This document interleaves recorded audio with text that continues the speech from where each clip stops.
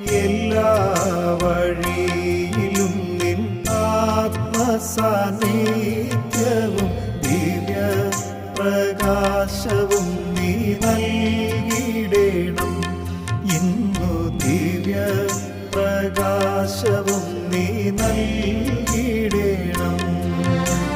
മുൻപേ നിൻ രാജ്യവും നിൻ നീതിയും തേടുവാൻ എന്നാത്മനാഥനെ നീ പാലിക്കണം. എന്നും എന്നാത്മനാഥനെ നീ പാലിക്കണം. ഇപ്പോൾ നാം ശ്രവിച്ചുകൊണ്ടിരിക്കുന്നത് മോർണിംഗ് വോയിസ് ആത്മീയ ശുശ്രൂഷയാണ്.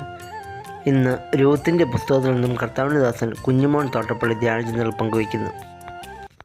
ദൈവനാമത്തിന് മഹത്വമുണ്ടാകട്ടെ. രൂത്തിൻ്റെ പുസ്തകം 1-ാം അധ്യായത്തിൻ്റെ 10 മുതൽ ഞാൻ വായിക്കുന്നത് ശ്രദ്ധിച്ചാലും, അവർ അവളോട്, ഞങ്ങളും നിന്നോടുകൂടെ നിന്റെ ജനത്തിൻ്റെ അടുക്കൽ പോരുന്നുവെന്ന് പറഞ്ഞു. അതിന് നവോമി പറഞ്ഞത്, എൻ്റെ മക്കളെ, നിങ്ങൾ മടങ്ങിപ്പൊയ്ക്കൊള്ളുവീൻ. എന്തിന് എന്നോടുകൂടെ പോരുന്നു? നിങ്ങൾക്ക് ഭർത്താക്കന്മാരായിരിക്കാൻ ഇനി എൻ്റെ ഉദരത്തിൽ പുത്രന്മാർ ഉണ്ടോ? എൻ്റെ മക്കളെ, മടങ്ങിപ്പൊയ്ക്കൊള്ളുവീൻ. ഒരു പുരുഷന് ഭാര്യയായിരിക്കാൻ എനിക്ക് പ്രായം കഴിഞ്ഞുപോയി അല്ല. അങ്ങനെ ഒരു ആശ എനിക്കുണ്ടായിട്ട് ഈ രാത്രി തന്നെ ഒരു പുരുഷന് ഭാര്യയായി പുത്രന്മാർ പ്രസവിച്ചാലും അവർക്ക് പ്രായമാകുവോളം നിങ്ങൾ അവർക്കായി കാത്തിരിക്കുമോ? നിങ്ങൾ ഭർത്താവിനെ എടുക്കാതെ നിൽക്കുമോ?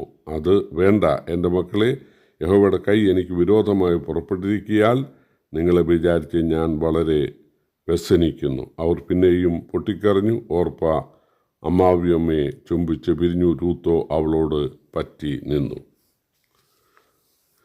മോവാബ് ദേശത്ത് വെച്ച് തന്നെ നവോമി ഹൃദയം കൊണ്ട് യഹോവയെങ്കിലേക്കും യഹോവയുടെ ജനത്തിങ്കിലേക്കും തിരിഞ്ഞു എന്നുള്ളതിന് ധാരാളം തെളിവുകളെ 1-ാം അധ്യായത്തിൽ കാണാൻ കഴിയും.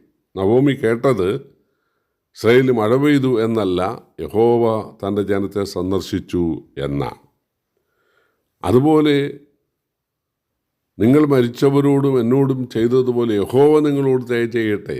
യഹോവയെക്കുറിച്ചാണ് മക്കളോട് പറയുന്നത്.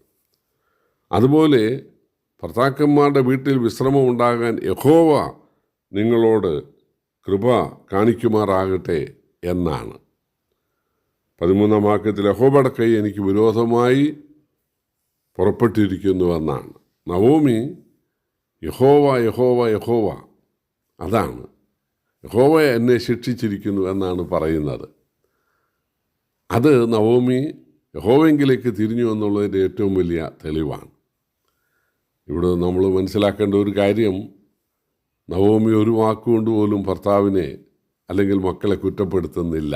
ഏദോം തോട്ടത്തിൽ ആദാമിനോട് ദൈവം ചോദിച്ചപ്പോൾ ആദാം പറഞ്ഞത്, നീ എന്നോട് കൂടി ഇരിക്കാൻ തന്ന സ്ത്രീ തന്നു. സ്ത്രീയോട് ചോദിച്ചപ്പോൾ പറഞ്ഞത് പാമ്പ് തന്നു. അപ്പോൾ മനുഷ്യ ചരിത്രത്തിൻ്റെ ആരംഭം മുതൽ കുറ്റം മറ്റുള്ളവരുടെ മേൽ ചാരുന്ന ഒരു സ്ഥിതിയുണ്ട്.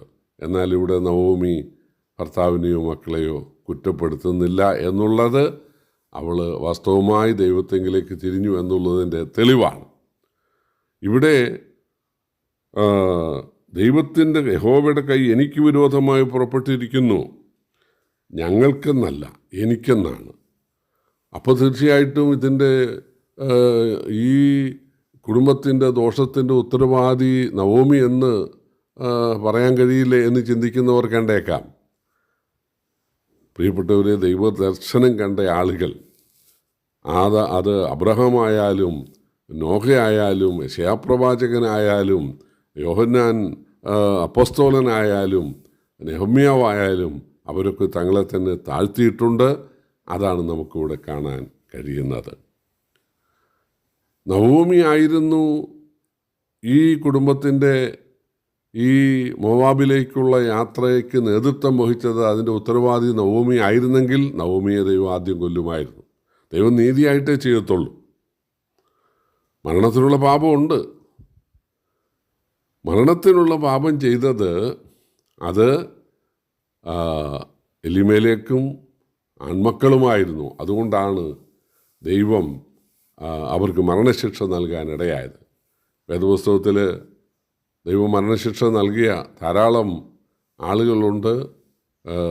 ലൂത്തിൻ്റെ ഭാര്യ, അതുപോലെ അഹരോൻ്റെ പുത്രന്മാരായ നാദാബും അബീഹുവും, കോരഹ്, ദാദാൻ, അബീറാം, അവരോടുകൂടിയുള്ള 250 ആളുകൾ, അതുപോലെ ആഖാനും കുടുംബവും, ഇവരെയൊക്കെ ദൈവം മരണശിക്ഷ നൽകി ലോകത്തിൽ നിന്ന് മാറ്റിയതാണ്. അതുപോലെ ഹൃദയം കൊണ്ട് മോവാബിലേക്ക് തിരിഞ്ഞ്, അല്ലെങ്കിൽ മോവാബിലെ സംസ്കാരത്തെ, മോവാബിലെ സങ്കല്പ ദൈവത്തെയൊക്കെ സ്വീകരിച്ച ആ എലിമേലെക്കിനെയും മക്കളെയും ദൈവം ശിക്ഷിക്കുകയാണ്. നവോമിയും തീർച്ചയായിട്ടും അതിന് സപ്പോർട്ട് ചെയ്തിരുന്നു എന്നുള്ളത് ശരിയാണ്. പക്ഷേ ഈ കാര്യത്തിൽ നവോമിയുടെ പങ്ക് താരതമ്യേന ലഘുവായിരുന്നു. അതുകൊണ്ടാണ് നവോമിയെ കൊല്ലാതിരുന്നത്. നവോമിക്ക് ആ തിരിച്ചറിവുണ്ടായി. നവോമി പറയുകയാണ്, അത്യുന്നതൻ എനിക്കെതിരായിട്ട് പ്രവർത്തിച്ചിരിക്കുന്നു, എന്നെ ശിക്ഷിച്ചിരിക്കുന്നു. നവോമി ശിക്ഷിക്കുന്ന ദൈവത്തെക്കുറിച്ച് മക്കളോട് പറഞ്ഞു. ശിക്ഷിക്കുന്ന ദൈവത്തിന് രക്ഷിക്കാനും കഴിയുമല്ലോ. ശിക്ഷിക്കുകയും രക്ഷിക്കുകയും ചെയ്യുന്ന പരമാധികാരിയായ ദൈവത്തെക്കുറിച്ച് പറഞ്ഞു. അതിൻ്റെ ഏറ്റവും വലിയ തെളിവ്, ഇനി നിങ്ങൾക്ക് ഭർത്താക്കന്മാരായിരിക്കാൻ എൻ്റെ ഉദരത്തിൽ മക്കളുണ്ടോ എന്നാണ് നവോമി ചോദിക്കുന്നത്. അത് മോവാബ്യ സംസ്കാരമല്ല, അത് യഹൂദന്മാരുടെ സംസ്കാരമാണ്. യഹൂദയുടെ മക്കൾ ഓനാനും അതുപോലെ ഏറുമൊക്കെ മരിച്ചു കഴിഞ്ഞപ്പോൾ, വിധവ ശേഷിച്ചപ്പോൾ, ഒരാൾ മരിച്ചപ്പോൾ അനുജൻ അവളെ കല്യാണം കഴിക്കുന്നു. അനുജൻ മരിച്ചപ്പോൾ അടുത്തയാൾക്ക് കൊടുക്കാമെന്ന് യഹൂദ പറഞ്ഞു. ഇതാണ് ഇസ്രായേലിലെ രീതി. അപ്പോൾ ഇനി നിങ്ങൾക്ക് ഭർത്താക്കന്മാരായിരിക്കാൻ ഞാൻ പ്രസവിക്കുമോ, അങ്ങനൊരു കാര്യം ഉണ്ടാകുമോ എന്നൊക്കെ ചോദിക്കുന്നത് ബൈബിളിലെ കാര്യമാണ്. അപ്പോൾ നവോമി ബൈബിളിനെ കുറിച്ച്, യഹോവയെക്കുറിച്ച്, യഹോവയുടെ ജനത്തെക്കുറിച്ച് ഇതിനോടകം മരുമക്കളോട് തീർച്ചയായിട്ടും പറഞ്ഞു. കാരണം നവോമി ദൈവത്തെങ്കിലേക്ക് തിരിഞ്ഞിരുന്നു.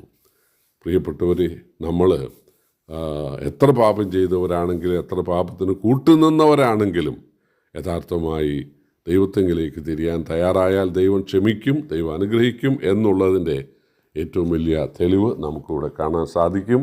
കർത്താവ് നമ്മെ സഹായിക്കട്ടെ. കർത്താവിൻ്റെ വലിയ നാമം വാഴ്ത്തപ്പെടുമാറാകട്ടെ.